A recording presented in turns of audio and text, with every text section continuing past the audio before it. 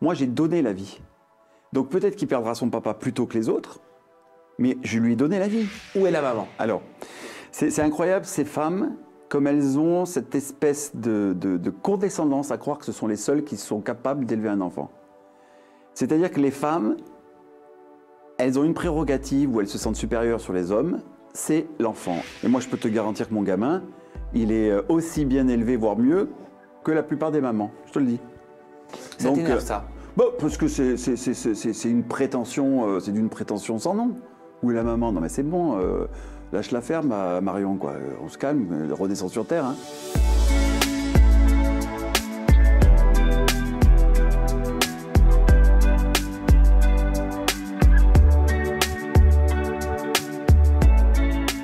Mathieu Séchin, bienvenue en interview. Salut. Je suis ravi de te recevoir, de vous recevoir. Je ne sais pas comment je vais faire cette interview avec ce petit Ezio magnifique en face de moi. Le bébé, son papa. Mais oui, et son papa aussi, bien sûr. Oh là là, c'est sa première interview? Bah oui, c'est sa première interview. Mais qu'est-ce qu'il est beau, il est Ezio. Bonjour Ezio. Coucou toi. Tu dis bonjour. Ah, ça me rend fou. Ah, ça me rend gaga. Bref, j'arrive même pas à faire mon intro. Mathieu Séchin, on t'a tous découvert, c'était sur M6. C'était dans L'amour et dans le pré, c'était la saison 15. Aujourd'hui, tu es devenu papa d'un petit Ezio. Et depuis le 28 mai dernier, grâce à une gestation pour autrui qui s'est passée en Colombie, c'était le résultat quand même d'un processus de 3 ans. Hein. Ce fut long, tu vas tout nous expliquer.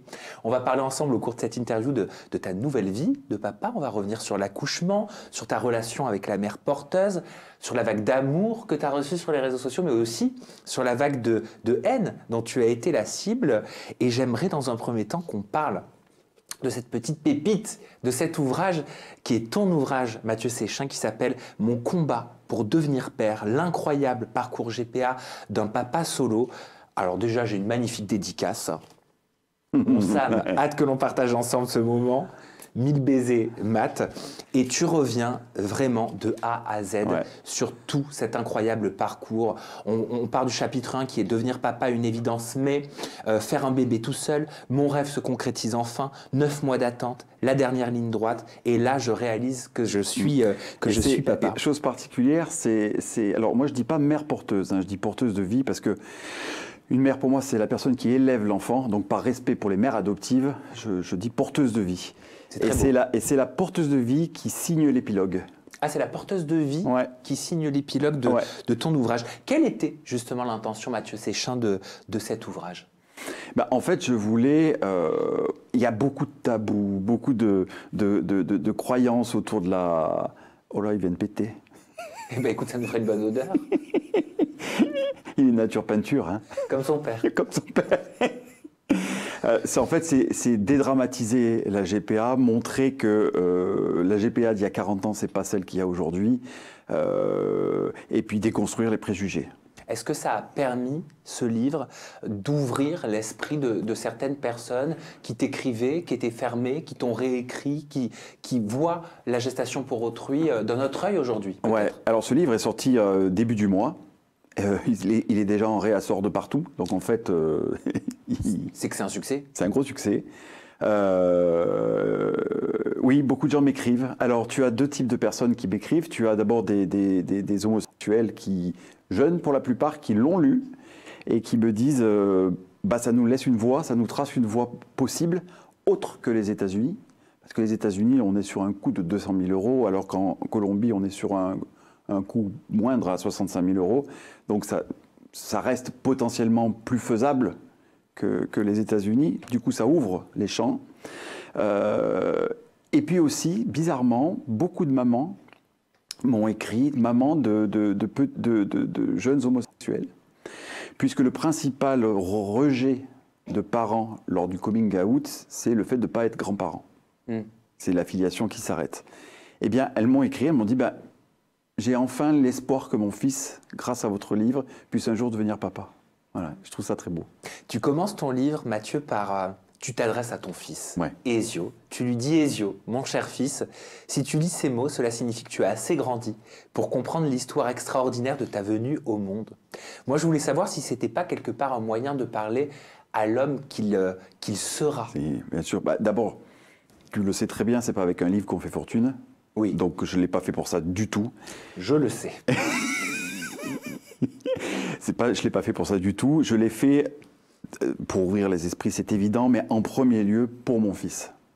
C'est-à-dire que quelle meilleure trace de son histoire que celle couchée sur un papier au moment où elle a été faite. Voilà. Et lorsqu'il sera capable de lire, eh bien, il va voir tout ce que son père a traversé et dans les moindres détails en plus, parce que alors je dis tous les détails, et je trouve que ça sera le plus beau cadeau de sa vie. C'est un véritable héritage quelque part. Ouais. Tu commences son héritage je par commence son son histoire, héritage. par la tienne. Ouais. C'est ça que tu es en train de Par faire. sa venue au monde, pour lui montrer que c'est pas si terrible que ça, qu'il puisse aussi répondre aux gens qui vont lui en parler, parce qu'évidemment il y a des gens qui vont lui en parler, que les personnes qui ont initié cette aventure ne sont pas des monstres, que c'est une belle histoire d'amour entre la famille qui a porté cet enfant et moi, on en reparlera tout à l'heure, enfin que tout est amour en fait. Voilà. Comment tu as vécu justement en parlant d'amour, en parlant de vie, en parlant de porteuse de vie? Parlons accouchement, comment tu l'as vécu cet accouchement? Est-ce que tu avais des appréhensions? Comment ça s'est passé? Ben, déjà, il faut te dire que tout est un process compliqué. C'est pas ta femme déjà, c'est la femme de quelqu'un d'autre. Oui. Bon, parce qu'il faut le savoir, il faut que la porteuse de vie soit mariée, qu'elle ait des enfants, qu'elle ne veut plus d'autres enfants. Elle est suivie psychologiquement des mois en amont. Enfin, vraiment, c'est très, très, très poussé. Il ne faut pas qu'elle soit dans les bas-fonds de la pauvreté. Moi, pour la petite histoire, elle est instite et son mari est un petit chef d'entreprise. Donc, ils ont 2 bagnoles, un appartement. Enfin, voilà, hein, on n'est pas dans les critères de la pauvreté. Leur vie est construite. Leur vie est construite et tout va bien. Parce qu'on m'a bien dit que je leur donnais de l'argent pour vivre, etc. Mais c'est faux. Voilà.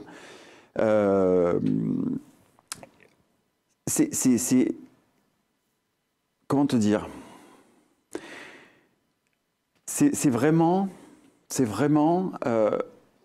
une histoire d'amour qui naît. Alors quand tu arrives à l'accouchement, tu as ce problème. C'est dur à dire parce que c'est très émouvant en ce moment parce que le mari n'est pas à l'accouchement. Donc tu es seul à l'accouchement. Et je suis seul avec Amé. Elle s'appelle Am. Donc et c'est un moment d'une intense émotion parce que ça n'est, comme je te disais, ça n'est pas sa femme, ça n'est pas ta femme. Du coup, tu sais pas quoi faire. Est-ce qu'il faut lui tenir la main? Est-ce qu'il faut l'accompagner? Est-ce que bon, eh ben figure-toi, nous, ce qu'on a fait, on a pris une crise de rire. Pourquoi? Eh bien, parce qu'en fait, ils l'ont mise à plat ventre, et comme elle avait ce qu'on appelle une hydramniose, donc elle avait un trop-plein de liquide dans le ventre, ça fait qu'elle avait un ventre comme ça, alors qu'il est né, c'était une petite boule comme ça, et le ventre est remonté, et du coup, la gynéco lui a dit, il va falloir qu'on fasse une césarienne. Alors Amé nous a dit, non, pas de césarienne, c'est pas possible, remettez-moi assise, vous allez voir ce que vous allez voir. Un truc comme ça. Et en remettant assise, je ne sais pas ce qui se passe avec le ventre, enfin bref, on se regarde, et on éclate de rire. Mais vraiment. Ça a déclenché la sortie du petit qui est sorti en moins d'1 minute. Ah oui, d'accord, donc c'était un accouchement rapide. Oui, et il est né dans un fou rire. Ah, mais c'est beau ça. Ah oui. Qu'est-ce que tu ressens? C'est, tu vois, là, je viens d'avoir un coup de frisson. Le fou rire s'est arrêté au moment où il s'est mis à crier. Karine, le marchand, m'avait dit, quand elle animait les maternelles à l'époque, elle avait eu des témoignages de papa, elle m'avait dit, tu sais Mathieu, nous les mamans, on a 9 mois pour avoir cet amour qui grandit en nous. Cette connexion. Voilà. Et vous les papas, vous allez avoir la même chose en 1 seconde. Donc elle m'a dit, tu vas te prendre la baffe de ta vie. Et bien je me suis pris le coup de poing de ma vie. C'est-à-dire que le premier cri, c'est un truc qui t'envahit. Tu peux pas comprendre ce que tu t'oses pas toucher l'infirmière. Elle m'avait pris ma main, elle m'a dit touchez votre enfant, contact avec l'enfant, quoi. Parce que c'est impressionnant, il sort, c'est dégueulasse, il faut le dire ce qui est. Hein. Un enfant qui sort du ventre d'une maman, c'est pas propre, c'est pas comme on voit dans les films, hein. C'est pas propre. Du tout. Est-ce que c'est toi qui coupes le cordon? Alors non, c'est eux qui l'ont coupé. Moi, je suis resté avec Amé. Le premier pot à pot, c'est moi qui l'ai fait. D'accord. Donc c'est pas la porteuse de vie. Non, c'est pas la porteuse de vie. D'un commun accord. Hein, moi, elle m'a toujours dit, on y reviendra peut-être, ce n'est pas mon enfant. J'ai mes enfants Elle m'a dit j'aime énormément Ezio et elle m'a envoyé un texto parce qu'on se contacte quasiment tous les jours, juste avant de rentrer en interview. J'adore Ezio, je l'aime profondément de tout mon cœur. C'est pas mon enfant, c'est ton enfant. Je l'ai porté pour toi. Voilà. Et ce qu'elle a dit, je te racontais la petite histoire, comment ça s'est fait. Qu'est-ce que tu veux raconter l'histoire, mon bébé? Ouais, on va t'essuyer quand même. Il est en train de faire ses dents là, tu vois, il bave. Oui. Oui. Un jour, elle était avec sa meilleure amie et elles ont discuté de faire un cadeau au monde. Elles sont très très croyantes, vraiment très croyantes, très catholiques. Et elle est rentrée chez elle, elle a dit à son mari, je voudrais porter un enfant pour quelqu'un. Et son mari a été un peu surpris au début, tu vois. Sceptique peut-être aussi un peu. Un petit peu, un petit peu. Et puis comme il aime beaucoup sa femme, je vais peut-être... tu veux un petit peu de... Attends, je vais le prendre avec moi. Il se fait les dents. Ça commence. Oh là là, mon amour. Oh là là, mon cœur. On va lui peut-être lui donner un peu de bibi. Qu'est-ce que t'en penses? Ah bah ça, il dit pas non, hein. Ah bah ouais. Oh, je craque, Mathieu. Mais oui, mais je te dis qu'il faut que tu t'y mettes. Bon, et finalement, il a accepté. Il a accepté. Et la belle histoire, c'est que sa meilleure amie et elle ont accouché le même jour. Oh, c'est incroyable. De GPA, ouais. Et de gens que je connaissais aussi.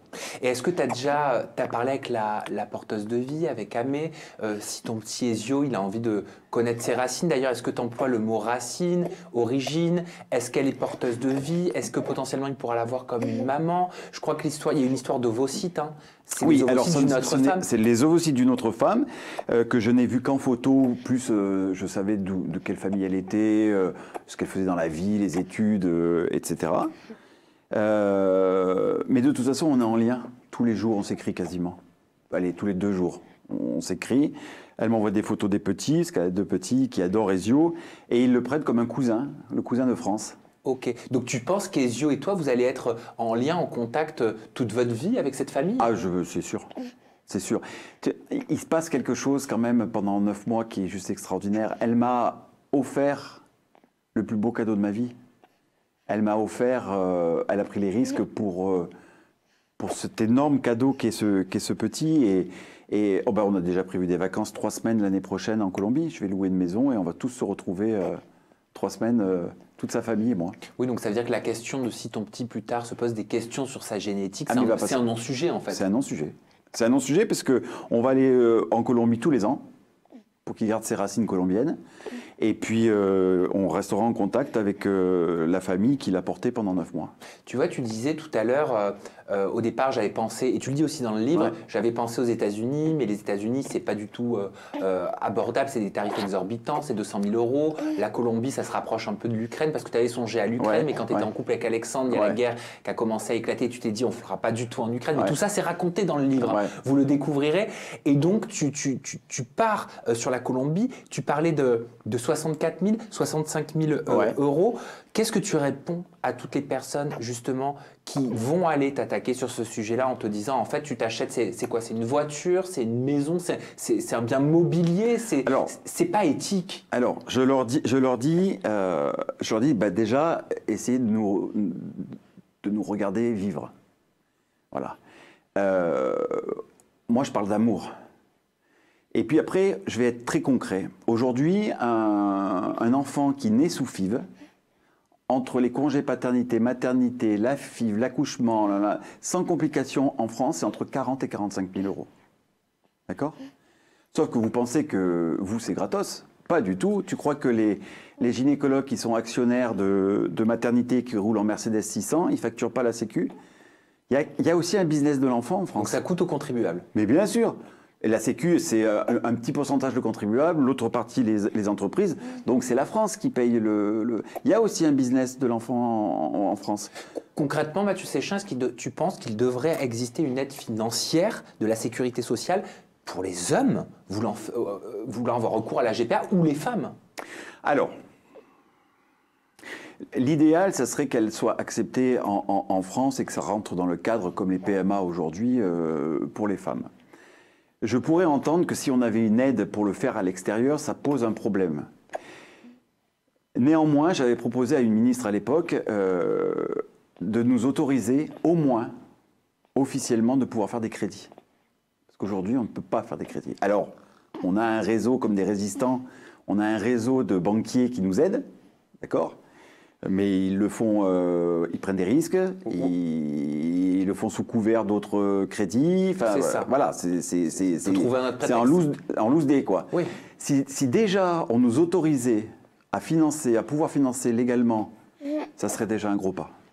Comment tu vis tous ces commentaires? Je le sais qu'il y a une vague d'amour, il y a beaucoup de personnes qui changent d'avis, qui te voient d'un œil nouveau aujourd'hui et qui pensaient différemment avant, mais on lit aussi des horreurs. Des gens achètent des chiens, d'autres des gosses, c'est le nouveau monde.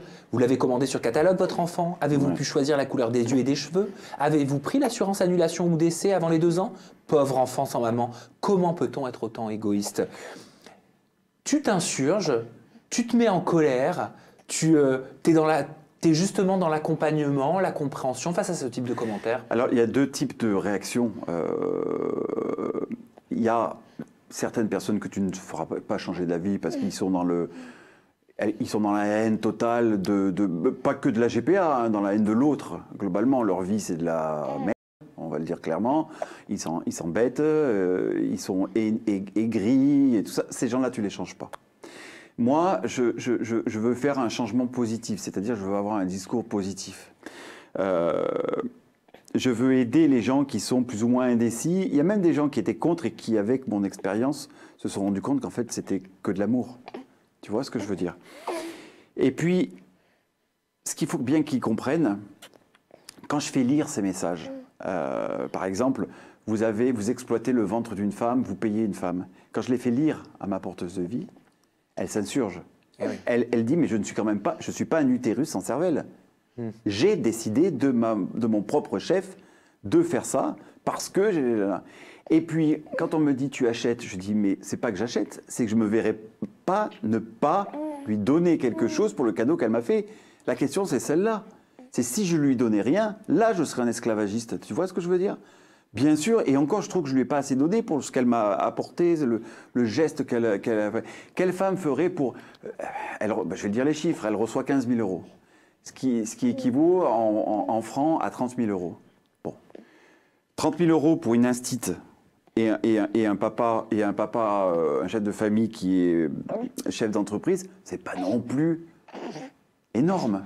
On est d'accord, c'est pas énormissime par rapport au risque qu'elle prend, par rapport au... C'est pas le budget d'une vie. C'est pas le budget d'une vie, donc ça va pas changer sa vie, voilà.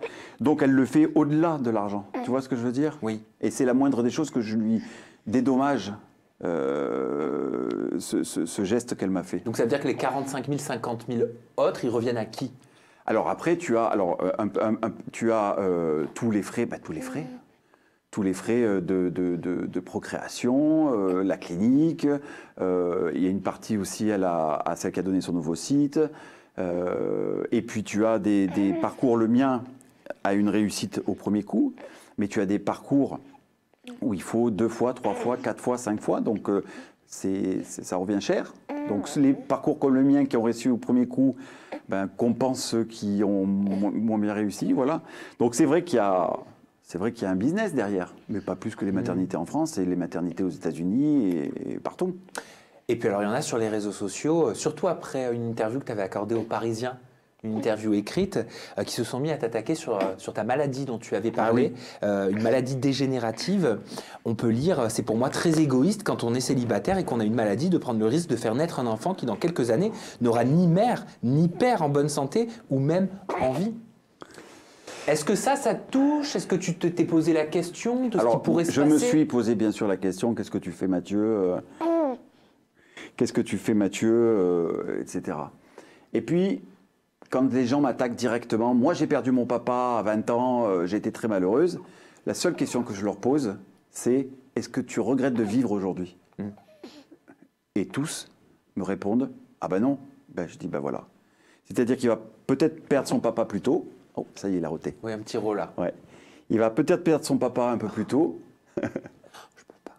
Je te jure, je peux pas. C'est dur de faire une interview comme ça. J'ai envie de le prendre, de le bouffer. Il y a un peu de lait qui sort. Ah, bah, c'est normal. Heureusement que je lui ai pris d'échange pour tout à Pardon, l'heure. désolé de te couper. Ben non, c'est pas grave. Non, donc je disais donc, en répondant ça aux gens, c'est-à-dire qu'en leur disant, mais est-ce que tu es heureuse de vivre quand même? Est-ce que tu regrettes? Ben, les gens, même s'ils ont perdu leurs parentaux, ils disent, ben non, je regrette pas, j'ai construit ma vie. Et puis je dis, voilà, moi j'ai donné la vie. Donc peut-être qu'il perdra son papa plus tôt que les autres, mais je lui ai donné la vie. Après, il n'y a pas de raison. Hein. Oui, je lui ai donné la vie, donc il sera heureux de vivre, il est heureux de vivre. Comment on peut enlever la vie à quelqu'un à ce petit bout qui vient de vivre? Et puis on s'est tout organisé avec ma sœur, enfin tout est organisé. Et puis ma maladie, quand j'ai vu c'était normalement une maladie très dégénérative, mais moi elle progresse pas. Quand j'ai vu qu'elle progressait pas, j'ai dit, allez, on y va, on fonce. Hein. On parlait de la contradiction tout à l'heure. On est en train, là, tu es en train de répondre à des commentaires des utilisateurs des réseaux sociaux, mais c'est un sujet qui est clivant, c'est un sujet qui divise, c'est un sujet qui suscite beaucoup de colère, notamment chez les politiques. Marion Maréchal-Le Pen, elle s'est exprimée suite à la naissance des enfants de Simon Porte-Jacquemus, le designer, et sur X, elle a écrit « Où est la maman ?» Alors, c'est incroyable, ces femmes, comme elles ont cette espèce de condescendance à croire que ce sont les seules qui sont capables d'élever un enfant. C'est-à-dire que les femmes, elles ont une prérogative où elles se sentent supérieures sur les hommes, c'est l'enfant. Et souvent, je me fais agresser par des mamans en disant « vous n'êtes pas capables, vous les hommes, d'élever ». Voilà. Je dis « mais attendez, mais vous n'êtes pas les seuls au monde à être capables d'élever un enfant ». Bien sûr qu'il y a beaucoup de papas qui, sans maman, ne s'en sortent pas. Mais aujourd'hui, le papa 2.0, il sait aussi bien faire qu'une maman. Hein. Et moi, je peux te garantir que mon gamin, il est aussi bien élevé, voire mieux, que la plupart des mamans. Je te le dis. Ça t'énerve, ça? Parce que c'est une prétention, c'est d'une prétention sans nom. Où est la maman? Non mais c'est bon, lâche la ferme, Marion, quoi. On se calme, redescends sur terre, hein. Avec tes cheveux blonds comme ça au vent. Et voilà. Et puis les mecs, quand ils m'attaquent, pareil, parce qu'il y a des mecs aussi qui me disent où est la maman, je lui dis c'est pas parce que toi tu te sens incapable d'élever un gosse que moi je suis pas capable. Tu vois, je les remets un peu dans leur but. Il y a François-Xavier Bellamy aussi, donc député du Parti Les Républicains, qui s'est également expliqué sur le sujet. Il a dit caché derrière les mots de progressisme et d'égalité, il y a une industrie qui tire des milliards d'euros de cette exploitation indécente. C'est peut-être le moment de parler de GPA éthique, non? Bien sûr qu'il y a des... Alors, je vais lui répondre à ce Bellamy très gentil, hein, au demeurant. Officialiser la GPA. Et le problème est réglé. Si demain, on officialise la GPA, qu'on fait comme la PMA, que ça rentre dans le cadre de la Sécu, que c'est sur le volontariat, hein, bien sûr, hein, en France, hein, on cadre, etc., on ne parlera plus d'industrie. Donc, c'est ceux qui interdisent la GPA qui font... c'est comme la drogue. Bien sûr qu'il faut interdire la drogue, mais c'est l'interdiction de la drogue qui enrichit ceux qui font de la drogue. C'est l'interdiction de la GPA qui enrichit ceux qui font la GPA. Autoriser la GPA, éthique, sur le volontariat, et on ne parlera plus d'enrichissement des personnes, c'est tout. Pour le coup, parlons de ta nouvelle vie de papa. Ouais. Tu as dit, j'ai l'impression d'avoir toujours été papa, tellement je n'éprouve aucun stress ni angoisse, tout se passe à merveille. T'as vu, il regarde de partout. Alors ouais. Oui, et puis moi, je le regarde aussi, et je te regarde aussi, et je te vois, c'est vrai, extrêmement à l'aise. Oh, il m'a souri. Je te vois extrêmement à l'aise. En effet, on dirait que tu as pouponné toute ta vie. Moi, tu vois, je vois le lait, peut-être parce que j'ai jamais été encore, j'ai jamais élevé d'enfant, mais je vois le lait, ça me fait peur. Je me dis, j'aurais peur qu'il s'étouffe, j'aurais peur que... T'es comment, toi, comme papa? T'es dans le stress, t'es dans la... zen, tout va bien? Je suis zen depuis le premier jour. Je ne peux pas t'expliquer, et je me dis que, heureusement que je ne l'ai pas fait à 20 ans, parce que je crois que j'aurais eu 10 gosses, tellement je suis né pour être papa. Et tu vois, il a fait ses nuits depuis qu'il a 2 mois, il pleure quasiment jamais, il est jamais stressé, il sourit tout le temps, il est curieux de tout. Mais parce que je pense que les enfants sont des éponges, et je pense qu'il n'est pas stressé parce que je ne suis pas stressé en fait.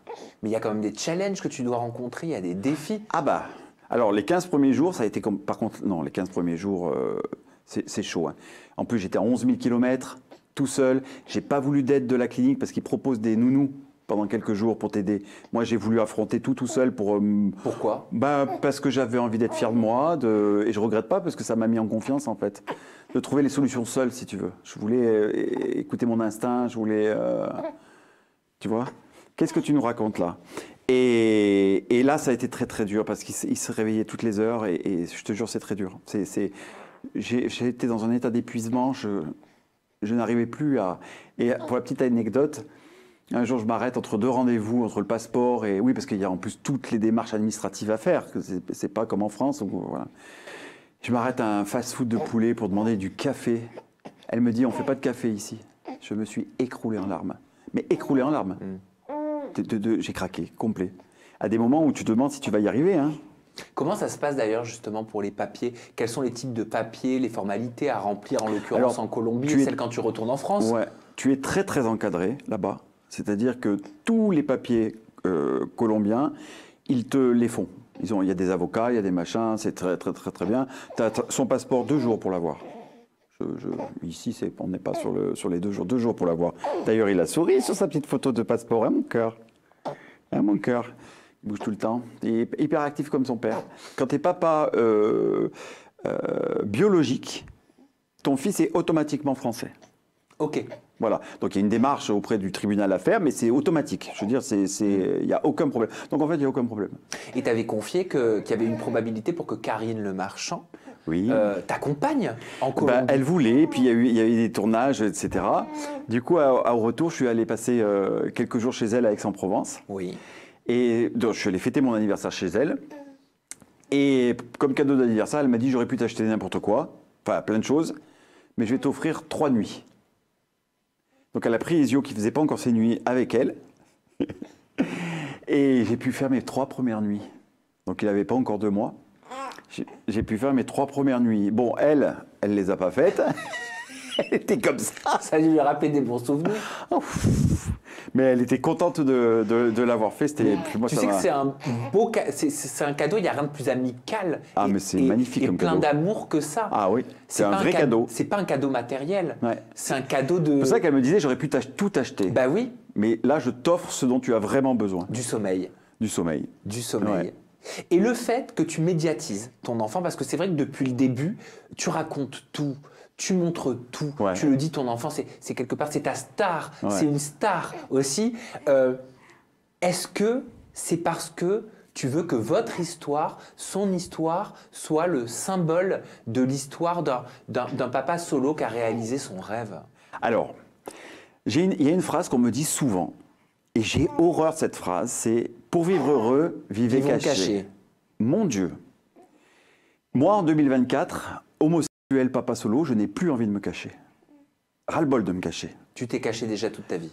Mais tu le sais, on se cache toute notre vie. Et toute notre vie, je le dis à tout le monde, tous les jours, on a quelque chose qui nous ramène à notre homosexualité. Tous les jours. C'est vrai. Un petit truc, une petite remarque, un petit truc dans la rue.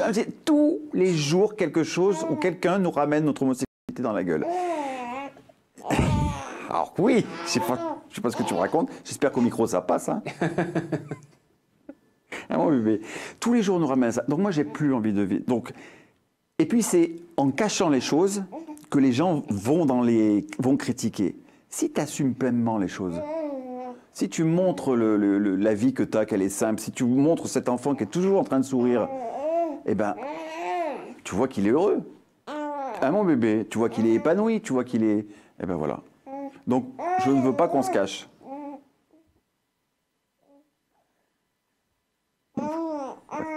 J'espère que ça va. T'as peur qu'il y ait un petit relent? Non, j'ai peur qu'on n'entende pas bien. Non, si, on entend tout très bien, j'en suis persuadé. Bon. Et par rapport à ta vie d'homme aussi. On a un changement hormonal pour les papas solos et les papas qui perdent leur face, c'est-à-dire qu'on a une baisse drastique de la testostérone et une augmentation de l'ocytocine. Ok, donc l'ocytocine, c'est l'hormone du plaisir. L'hormone du plaisir, du bonheur, du bien-être et de la protection. Donc du coup, c'est pour ça que tu te transformes un peu en maman, automatiquement. Et la baisse de la testostérone, du coup, j'avais plus envie. Bon, au bout d'un moment, ça revient quand même. Oui. Mais avec un enfant, c'est compliqué. Oui. Voilà. Donc, écoute, c'est l'enfant en premier. Hein. Bien sûr, c'est devenu ta priorité. C'est devenu ma priorité. Alors, j'ai fait une petite rencontre qui est, on va dire, épistolaire.